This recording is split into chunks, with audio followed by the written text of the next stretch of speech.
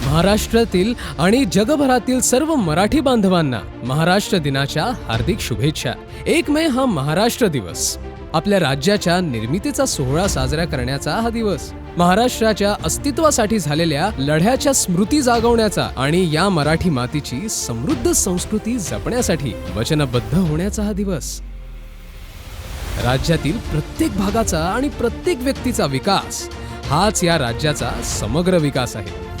देशात सर्वात सामर्थ्यशील राज्य हे महाराष्ट्र असून ते आता औद्योगिक आणि तांत्रिक दृष्ट्याही सक्षम होत आहे। महाराष्ट्रात होऊ घातलेले विकासाचे प्रकल्प हे भविष्याचा वेध घेणारे आहेत।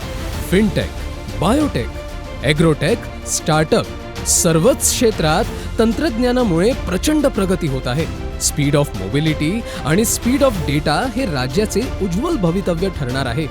यामुळे युवा वर्गाला रोजगाराच्या संधी उपलब्ध होत आहे। परकीय गुंतवणुकीतही राज्यानं अव्वल स्थान मिळवलं आहे।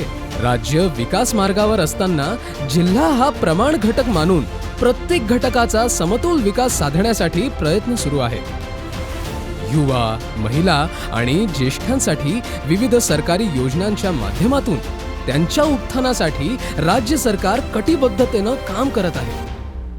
महाराष्ट्र हे भारताचं ग्रोथ इंजिन म्हणून उदयास येत आहे। देशाच्या अर्थव्यवस्थेमध्ये 15% वाटा हा महाराष्ट्राचा असून देशाच्या एकूण निर्यातीपैकी 20%हून अधिक निर्यात महाराष्ट्र राज्यातून होते। देशातील जवळपास 38% FDI हा महाराष्ट्रात येतो। अतिशय प्रगतिशील राज्य म्हणून महाराष्ट्राकडे पाहिले जाते।